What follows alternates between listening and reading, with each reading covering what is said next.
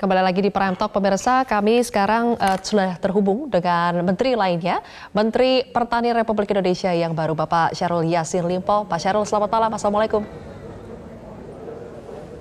Assalamualaikum warahmatullahi wabarakatuh. Sylvia, selamat malam pemirsa dimanapun. Ya, tadi usai pelantikan Anda katakan yang akan menjadi fokus Anda di awal masa tugas sebagai Mentan itu adalah sinkronisasi data. Bagaimana cara Anda melakukannya? Saya kira data menjadi satu hal yang paling dasar.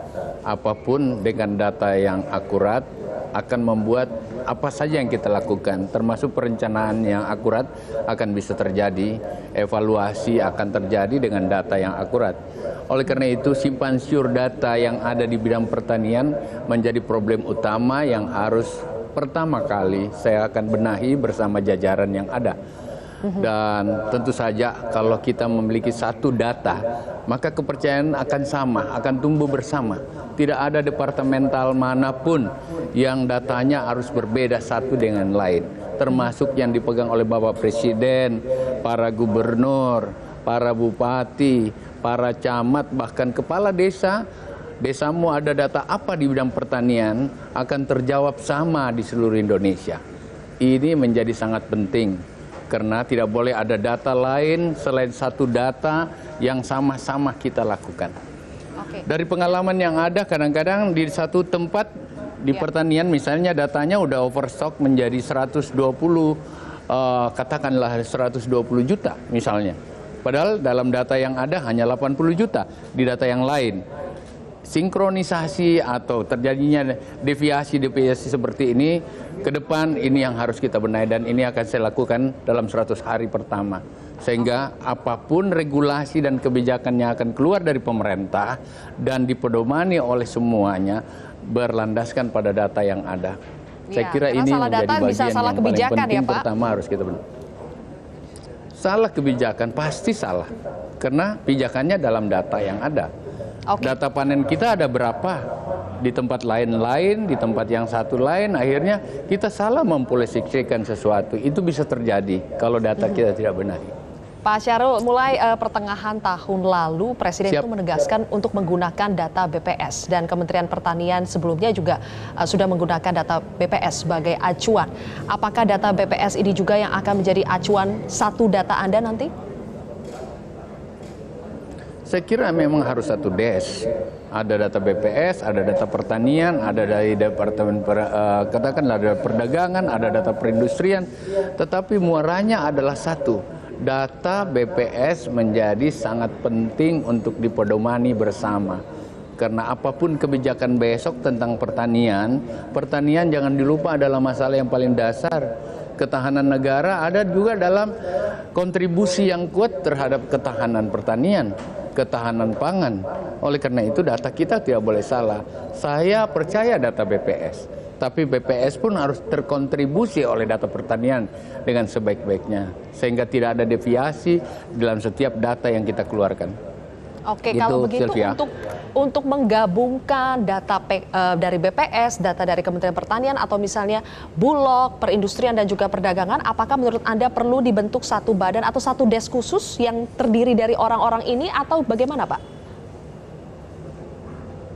Sebenarnya data yang diakui oleh negara dan berdasarkan undang-undang yang ada adalah data BPS kan. Data BPS itu data negara. Semua orang harus patuh melihat data itu. Kementerian Pertanian tidak boleh mengolah data sendiri. Data yang ada di pertanian harus terkontribusi, terintegrasi dalam data BPS. Data yang ada di perdagangan, di Bulog dan lain-lain harus terintegrasi. Kalau begitu, apakah harus badan? Saya kira tidak perlu dengan badan lagi. BPS sudah menjadi satu badan. Cuma memang BPS harus juga mempertimbangkan berbagai data yang ada dari departemen-departemen yang melakukan olah lapangan terhadap satu produksi yang dilakukan gitu. Oke, Pak Syahrul, nanti saya akan kembali lagi ke Anda. Sekarang ke Mas Hanta terlebih dahulu. Bagaimana Mas Hanta melihat profil Pak Syahrul dan Presiden ini mempercayakan jabatan Menteri Pertanian kepada seorang politisi? Kalau tadi saya istilahkan Jenderal jadi Menteri Agama, ini lurah jadi menteri, Pak Lurah jadi menteri. Jadi saya kira dari profil semua menteri, ini adalah menteri yang jenjang karirnya, pengalamannya, saya harus objektif mengatakan, data menunjukkan paling panjang. Bisa menginspirasi para lurah yang ribuan mungkin se-Indonesia, dari jadi Pak Lurah, camat, kemudian bupati 2 periode, wakil gubernur 1 periode, kemudian Komplit. jadi gubernur 2 periode.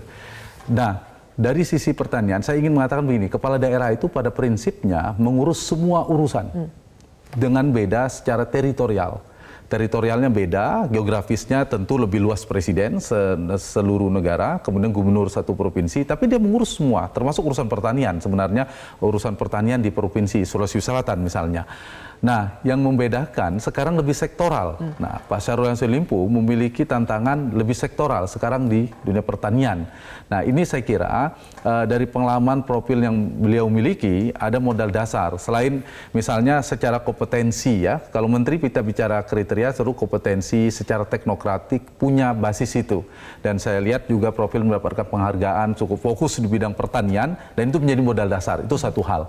Yang kedua, tapi ini menteri yang tidak masuk yang tadi saya istilahkan ada 3 yang berisiko ya, terobosan. Ini saya kira sudah cocok di bidangnya. Yang kedua, dari sisi tantangan para menteri kan menghadapi birokrasi yang besar, menghadapi birokrasi yang besar. Nah, orang-orang seperti Pak Syahrul Yassin Limpo ini memiliki potensi yang bisa karena punya pengalaman mengelola birokrasi yang panjang. Itu bedanya dengan misalnya orang-orang baru ketika masuk ke dalam jajaran kabinet. Yang ketiga, kemampuan komunikasi elit dan komunikasi ke publik. Nah, kelebihan dari para politisi birokrat seperti Syahrul Yassin Limpo itu juga bisa dioptimalkan presiden untuk melakukan fungsi-fungsi komunikasi ke publik. Apa capaian-capaian perintah di bidang pertanian harus tersampaikan. Apa yang sudah dilakukan. Begitu juga lobby, negosiasi, kompromi, komunikasi elit dengan DPR. Saya kira politisi birokrat seperti Pak Syahrul harus bisa dioptimalkan potensi itu. Dan satu lagi saya kira ada semangat dari Presiden Joko Widodo soal inovasi, keberanian mengambil terobosan dan seterusnya. Nah, modal dasar ini saya kira harus diambil peluang sekaligus tantangan bagi Menteri Pertanian Syahrul Yassin Limpo untuk mengoptimalkan potensi-potensi itu. Dan itu akan diukur oleh publik kan seperti apa nanti responnya, karena pertanian ini salah satu ujung tombak persoalan penting yang sudah pasti dititipkan oleh Presiden dari 5 poin. Apa nantinya terobosan dan inovasi yang akan dilakukan oleh seorang Syahrul Yassin Limpo sebagai Menteri Pertanian? Kami akan mengulasnya usai jeda.